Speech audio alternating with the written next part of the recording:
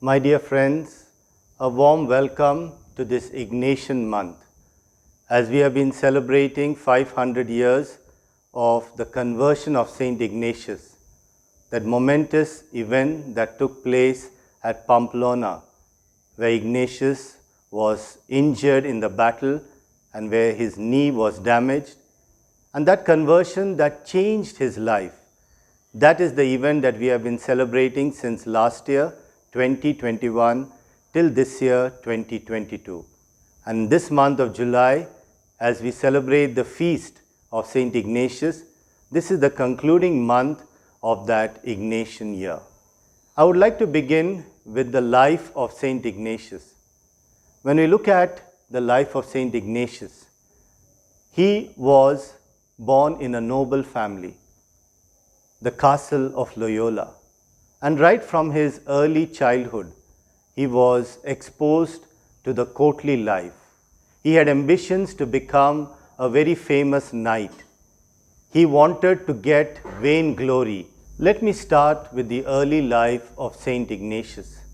As we know, Ignatius was born in Spain in the Basque country, and he was born in a noble family. Right from the beginning, he was exposed to the courtly life. He saw the riches around him. He had dreams of becoming a knight. He had dreams of following in the footsteps of princes, kings, nobles.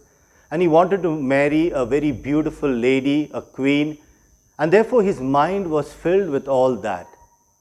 But all these worldly dreams got shattered when he was hit by that cannonball.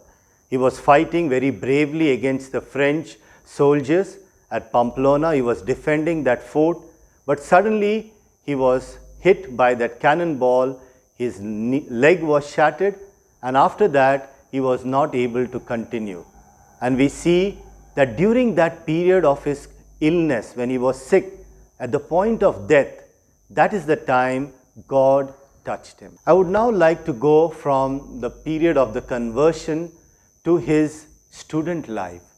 Ignatius, at the age of 30, when he decided to become a priest, that is the time when he realized, if I want to make an impact, if I want to become a priest and touch the life of others, I need to study. And unfortunately, in his early life, he did not do much studies because he was mostly in the courtly world. So therefore, he started studying. He started sitting with young students, learning grammar and learning many other things.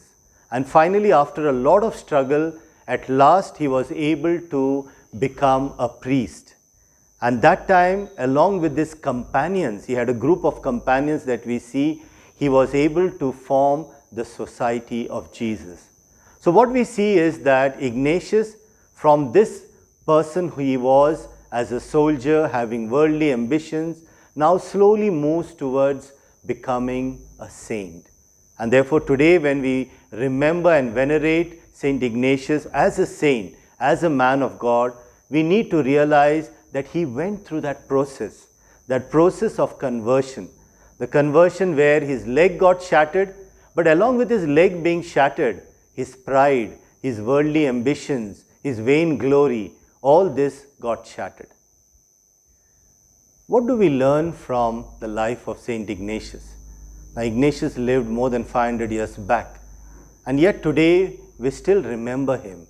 We still look back at his life. I would like to point out two things that have touched me from the life of Saint Ignatius. One of the things that really touched me was the way Saint Ignatius set his goal in life. He had a goal. He knew first the goal was worldly things. He wanted to become a very famous knight, a king. And later his goal changed and became that I want to be a man of God. And because of that goal, he was able to work hard. So I think what I really learned from the life of Ignatius, and which I would like to share with you all, is that here was a person who planned, who went about making sure that whatever he had, the goal, that he would be able to accomplish it. So he was first and foremost a man of faith. He believed in God. He trusted in God. And secondly, most importantly, he trusted in others. So he was able to get that group of other men who were the founding fathers along with him, like Xavier, like Faber, Linus, and all the others, and together they were able to form the Society of Jesus. And for me, that's the most important thing, that here was a man of prayer who was having deep faith in God. At the same time, he was a person who trusted others, and he was able to bring them together. So we also see the second aspect of his leadership. So these are the two important points that I see in Ignatius. One is a person who was a man of prayer, a man of faith, and second, who was a leader who could trust others. And I think that is the message I would like to leave with you all, and I'm sure all of us too can imbibe those qualities of Ignatius, to be a man of prayer, to be a man of faith, and to be a man who is able to trust others and who is able to lead others. Thank you.